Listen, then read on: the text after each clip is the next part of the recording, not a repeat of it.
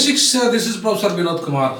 ఈరోజు ఒకవైపు రాజా సింగ్ తన పార్టీలో సొంత పార్టీ నుండి బహిష్కరించబడమే కాకుండా తిరుగుబాటు మొదలుపెట్టాడు. అసలు ఆ పార్టీలో ఎవరు చేరకండి, చేరితే మా అబ్బా పార్టీ అనుకునే వారి వల్ల చాలా నష్టం జరిగే అవకాశం ఉంది. కొత్త వాళ్ళకి ఇవాళ బీజేపీని అధికారం రాకుండా అడ్డుకుంటున్నారు వాళ్ళే. కొంతమంది స్వార్థపరులు ఇవాళ బీజేపీ పార్టీ తమ సొంత జాగీర్గా వివరిస్తున్నారు. పార్టీలో కొత్త వారు చేరే వారు ఆలోచించుకోండి. ఖాళీ కండు వేసే మొదటి రోజే ఉంటుంది ఉత్సాహం, తర్వాత ఏముండదు, తర్వాత కోరుకున్నది ఏమి జరగదు, టికెట్ ఇస్తారనే గ్యారంటీ ఉండదు. 11 ఏళ్ళుగా అణచివేత ఎదుర్కొంటున్న ఆ పార్టీలో అని చెప్పి ఒక senior most BJP leader, committed BJP ideologist, కట్టర్, ఒక హిందుత్వవాది అయిన రాజా సింగే బలేయిండు, ఒక బీసీ నాయకుడు. ఆయన ఒక మోస్ట్ బ్యాక్వర్డ్ కులానికి సంబంధించిన వాడు కాబట్టి బ్రాహ్మణ జనతా పార్టీలో ఇవాళ ఎంత అణచివేత ఉంటుంది ఈ వర్గాలకు అనే విషయాన్ని ఇవాళ మనకు ఆయన ఉదంతమే తెలియజేస్తూ ఉన్నది. ఇదే బ్రాహ్మణ జనతా పార్టీలో ఒక రెడ్డి, ఒక కమ్మ, ఒక వెలమ, వీళ్ళు మాత్రమే ఆధిపత్యంలో ఉంటారు.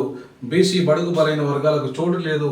అట్లాంటి వాళ్ళు చేరితే ఉపయోగం ఏం లేదని చెప్పేసి ఆయన ఉదంతమే మనకు చాలా సజీవ సాక్ష్యంగా కనపడుతుంది. సో బీజేపీ బహుజనుల పార్టీ కాదు, బ్రాహ్మణుల పార్టీ మాత్రమే అనేది ఇవాళ పూర్తిగా ఆయన బ్రాహ్మణులే మాత్రమే కాదు, ఇది స్వార్థపరుల పార్టీ. అంతేకాకుండా ఇది అగ్రవర్ణాల ఆధిపత్య పార్టీ. బీజేపీ బహుజనుల పార్టీ కాదు, బ్రాహ్మణ అగ్రవర్ణాల పార్టీ.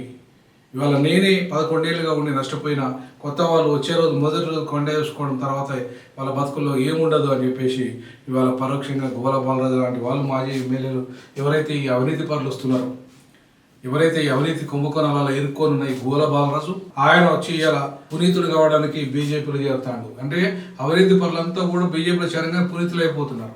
వాళ్ళ మీద చర్యలు ఏవైతే జరగబోతున్న క్రమంలోనే ఇవాళ బయటపడడానికి ఇది ఒక నాటకం వేసుకొని ఆ నాటకాల్లో భాగంగానే ఇవాళ బయటకు వచ్చి పునీత ఇవాళ బీజేపీలో నీటి మునిగి బ్యాప్టిజంలో ఇచ్చి పునీతులవుతారు కొంతమంది. ఎట్లయితే ఆ తప్పులు చేసినా కూడా అట్లనే ఇక్కడ కూడా ఇవాళ బీజేపీ పార్టీలో చేరితే చాలు పునీతులు అయిపోతారు.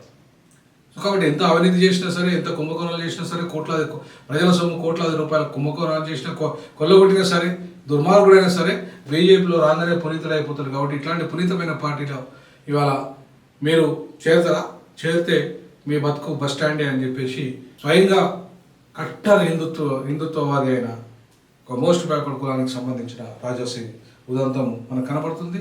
బీసీ ముఖ్యమంత్రి చేస్తా అన్న బీజేపీ కనీసం బీజేపీ లీడర్ కూడా ఏదైనా చేయలేదు పాపం. ఎందుకంటే ఆ బీసీ మళ్ళా రెడ్డిని తీసుకొచ్చే చేసి పడేసి.